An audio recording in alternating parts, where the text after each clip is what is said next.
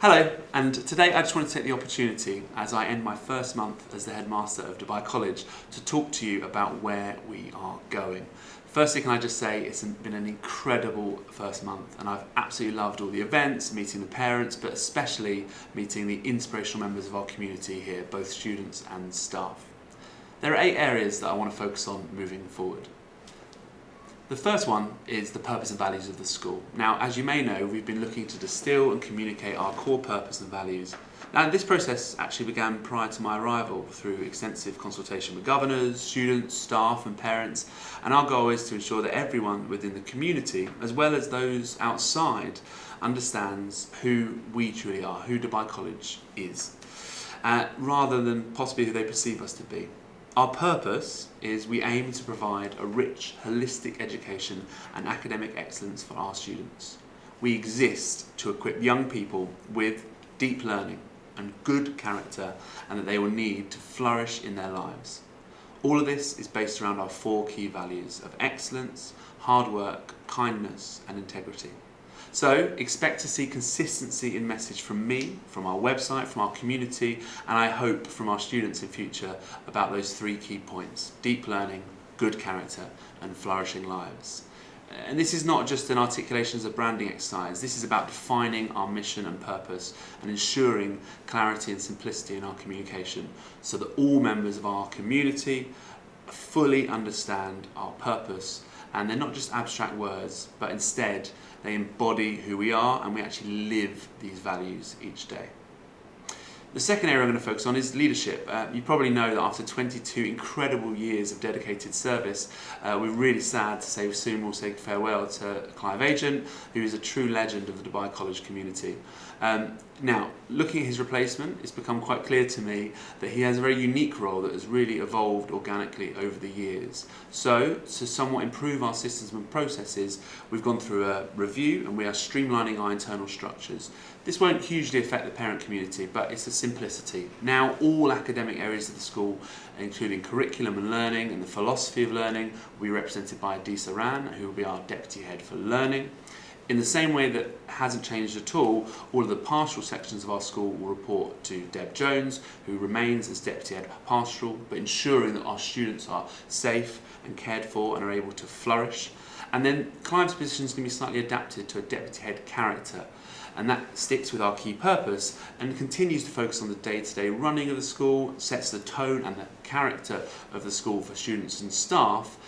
And this role will continue to lead on student academic interventions and things like the options process, but it really will look to drive the standards of our provision beyond the classroom forward and really put character at the heart of who we do. Now, one other person that's slightly changed will be Miss Jill Hodder, who's stepping up to Education Assistant Director, and that reflects her role really looking at improving and increasing our systems in terms of their efficiency across the whole school. I'm really grateful to the support of this outstanding team, and I'm confident these slight tweaks of reporting lines will lead to a much more efficient structure that allows us even more time to focus on the most important thing, the main thing of student learning. Attached to that, the third area that we're going to be looking at is the character programme.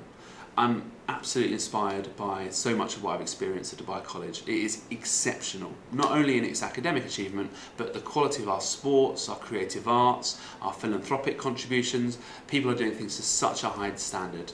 But I think it's incumbent upon me to focus on quality over quantity as well, ensuring balance in our students' lives, and therefore I really want to make sure everything is coherent there. So not remove the term extracurricular, but put it all under the character programme. And again, that person will be working on understanding the role of these areas of our school in transforming young people. This reflects our belief that being a top-level netballer or an expert musician or a national-level debater, it's not extra. This is a key component of who our students are. It's a key part of their educational development, and their achievement outside of the classroom deserves more recognition.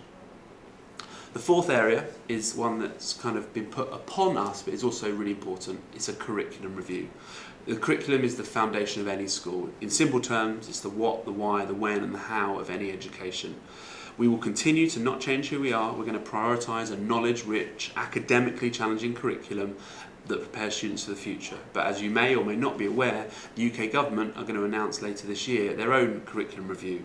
So we need to be proactive, we need to be ahead of the game in this area, and Mrs. De Saran, again in her role as Deputy Head Learning, is going to ensure we start a curriculum review so that Dubai College is at the forefront of education.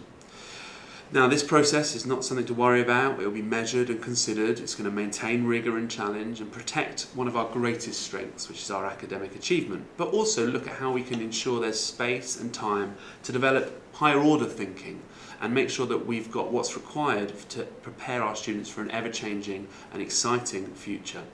But this will be quite a long process as well, but something we'll get right over time. Linked to any form of curriculum change has to be assessment change. And this is something the students have really talked to me. Our students are busy, high achieving, and they're committed to excellence. But they also need to focus on balance on their lives. Every student I've spoken to has mentioned assessment, testing, and pressure. Assessment should help students learn, not overwhelm them. Over-assessing can actually have a negative impact on student learning. So we need a clearer, more coherent and more coordinated approach. So what I'm going to do is I'm going to start a working party of teachers and students, the people who are really there at the coalface, to ensure we improve our assessment system, and they're going to feed back their findings and their feelings to Jill Hodder and De Saran and make sure that our curriculum is corrected. So assessment is not just a test, it's showing if students are learning and helping them to learn, that it's meaningful and it truly represents student progress. But most of all, that it's balanced and it's sustainable. The next thing is to look at a communication audit and the strategy of our communication. Parents I speak to feel that we are possibly over-communicating at times or under-communicating, and communication is crucial to a good organisation. We've got multiple channels and multiple methods, and it's a little bit overwhelming at times. So myself and Miss Leanne Carson, our Director of Communications, are going to put together a strategy. I'm going to ask for your kindness and your patience here. This is going to be a big piece of work, but we really need to start with possibly what are going to sound like opposing objectives. The first thing I need to do is I need to protect teachers so they can focus on student learning. They can't be always communicating. But the second thing I need to do is I need to ensure parents feel informed and parents feel that they can access the information in a timely and clear way, that they can get the information they need. This all involves using clear methods and tools and channels of communication. And I will also insist upon a culture of kindness from all members of our community in how we communicate as well. So that's another area we're going to look on. The seventh area I think we're going to look at is safeguarding audit. Now, safeguarding is a top priority for any school. Previously, I've come, as many of you know, from a boarding background, which has the highest level of standards of safeguarding.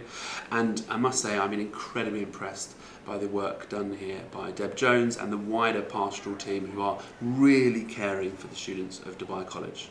But we must remain proactive and we must remain ahead of the game again, and this is something that's slightly overdue. We're going to engage an external provider to conduct a safeguarding audit to make sure we maintain the highest of standards of care and support for our students and help us to continue to provide a caring and supportive environment within Dubai College. So that is a really important thing that we need to do and we'll be doing over the next course of the year. The last area I'm going to ask people to look at is developing a new future strategy. We aim to prepare our students for future success, and Dubai College has some inspirational offerings, whether that dynamic extracurricular or challenge activities, our careers programme, the highly successful top-up programme preparing students for university, or indeed our RPEP or positive education lessons throughout the school. However, this approach lacks a little bit of coherence. So Mr. Bobby Trivich, who's assistant head here, is going to lead a development of a clear future strategy under 4 key areas: scholarship, entrepreneurship, innovation and sustainability, preparing our students for that world. This will involve making our careers and university system coherent and connected, but also ensure that our young people and their aspirations are supported, whatever they want to do, but they're also informed about the possibilities of the future. They're going to be well prepared for any future endeavour or challenge that they wish to go forth and do, hopefully to make the world a better place. So they are the 8 key areas I'm going to focus on. I intend to be consistent and focus on them over the future, but I wanted to share that with parents today so you know where this fine, incredible institution is heading. Thank you for your time and thank you for watching.